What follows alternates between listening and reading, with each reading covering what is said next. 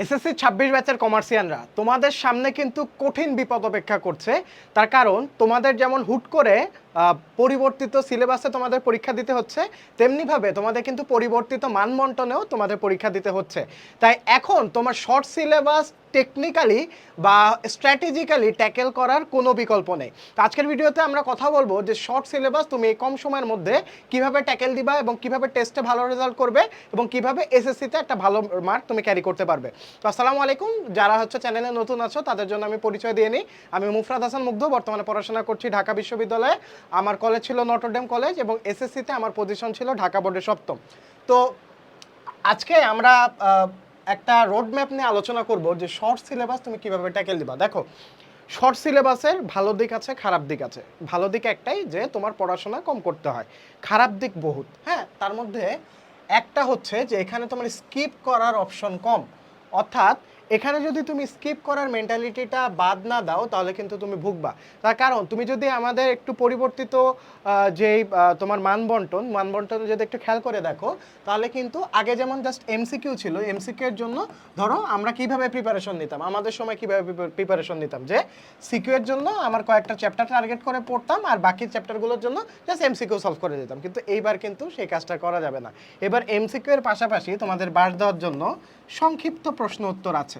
হ্যাঁ, দেখা যাচ্ছে যে সংক্ষিপ্ত প্রশ্ন উত্তর তোমাদের 12টার মধ্যে 10টা অ্যান্সার দিতে হবে বা 15টার মধ্যে 10টা অ্যান্সার দিতে হবে। তো দেখা যেত যে আমাদের সময়ে জাস্ট এমসিকিউ এর জন্য প্রিপারেশন নিয়ে গেলে হতো, কিন্তু এখন তোমাদের এমসিকিউ এর পাশাপাশি সংক্ষিপ্ত প্রশ্ন উত্তরের জন্য প্রিপারেশন নেওয়া লাগবে, যেগুলো তুমি সিকিউ এর জন্য অ্যাভয়েড করতে চাচ্ছ। বাট অ্যাভয়েড করতে চাইলেও কিন্তু তুমি অ্যাভয়েড করতে পারবে না, কারণ ওই চ্যাপ্টার যেহেতু তোমার এমনিতেই চ্যাপ্টারগুলো কম, সিলেবাস সংক্ষিপ্ত, তো ওই চ্যাপ্টার থেকে তোমার একটা বা দুইটা সিকিউ অ্যান্সার করতে হবে, বা অ্যাটলিস্ট একটা সিকিউ অ্যান্সার করতে হবে। তো দেখা যাচ্ছে যে চ্যাপ্টারে তোমার দুর্বলতা আছে ওই চ্যাপ্টারগুলো তোমার অ্যান্সার করতে হচ্ছে। তো এক্ষেত্রে তোমাদের জন্য বড় একটা ডিসঅ্যাডভান্টেজ। তাই আমাদের প্রথম যে কাজটা করতে হবে, কনসেপ্ট মাস্ট ক্লিয়ার রাখতে হবে।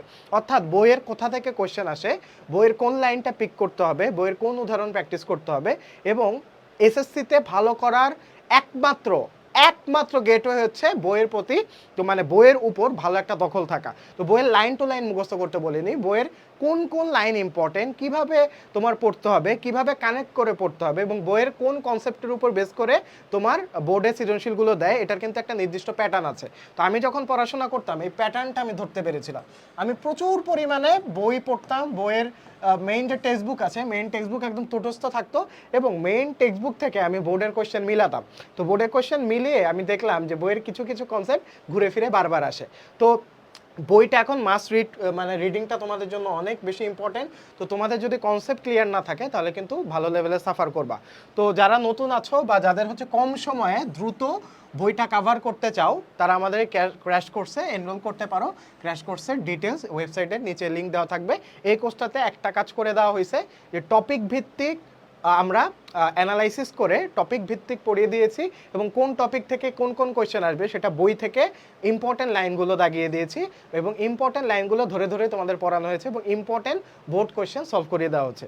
তো দ্রুত যারা পুরো একটা সিলেবাস রিভিশন দিতে চাও বা যাদের এখনো সিলেবাস রিভিশন হয়নি, তারা আমাদের কোর্সটিতে এনরোল করে ফেলতে পারো। তো ডেমো ক্লাস নিচে দেওয়া থাকবে।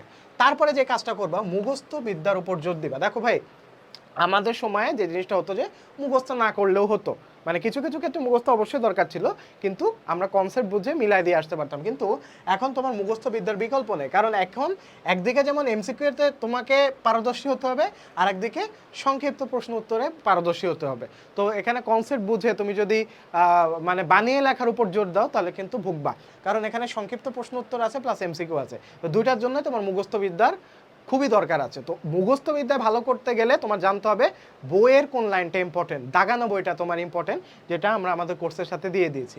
তো তারপরে যে কাজটা করবা সেটা হচ্ছে তোমার টাইমটাকে ওয়েটে ভাগ করে ফেলাবো। অর্থাৎ ধরো তুমি দিনে 6 ঘন্টা পড়াশোনা করো, হ্যাঁ 6 ঘন্টা পড়াশোনা করো, তো এই 6 ঘন্টার মধ্যে তুমি ভাগ করে ফেলবা যে কোন কয় ঘন্টা, মানে এই 6 ঘন্টা সময়ের মধ্যে তোমার 40% সময় দিবা গ্রুপ সাবজেক্টে, অর্থাৎ অ্যাকাউন্টিং, ফাইন্যান্স, ম্যানেজমেন্ট, গ্রুপ সাবজেক্টে 40% সময় দিবা, আর বাকি 40% সময় দিবা জেনারেল সাবজেক্টে।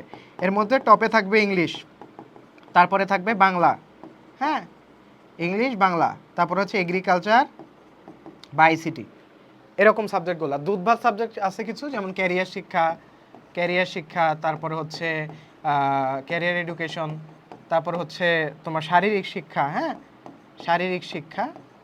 এই সাবজেক্টগুলোর জন্য তুমি জাস্ট 20% টাইম বরাদ্দ রাখতে পারো। আমি যদি বলি তুমি এখন দিনে 6 ঘন্টা পড়াশোনা করবা, 6 ঘন্টার মধ্যে তুমি 2.5 ঘন্টা রাখবা গ্রুপ সাবজেক্টে, 2.5 ঘন্টা রাখবা তোমার জেনারেল সাবজেক্টে, আর 1 ঘন্টা রাখবা এই দুধভাত সাবজেক্টে। তাহলে তুমি প্রপারলি তোমার এই শর্ট সিলেবাসটা তুমি কভার করতে পারবা। যারা চ্যানেলে নতুন আছো অবশ্যই চ্যানেলটি সাবস্ক্রাইব করতে ভুলবে না। এই চ্যানেলে তোমাদের জন্য প্রচুর ফ্রি ক্লাস অ্যারেঞ্জ করা হবে। তোমাদের পূর্ববর্তী এসএসসি 25 ব্যাচের ভাইয়া আপুরা কিন্তু আমার হাতেই গড়া, মোটামুটি এটা আমি অধিকার নিয়ে বলতে পারি, কারণ আমরা এসএসসি 25-এর সময় প্রচুর পরিমাণে ফ্রি ক্লাস দিয়েছিলাম। প্লাস হচ্ছে আমরা ওই সময় ওদের জন্য আমরা কোয়ালিটি কোর্স অ্যারেঞ্জ করতে পারিনি।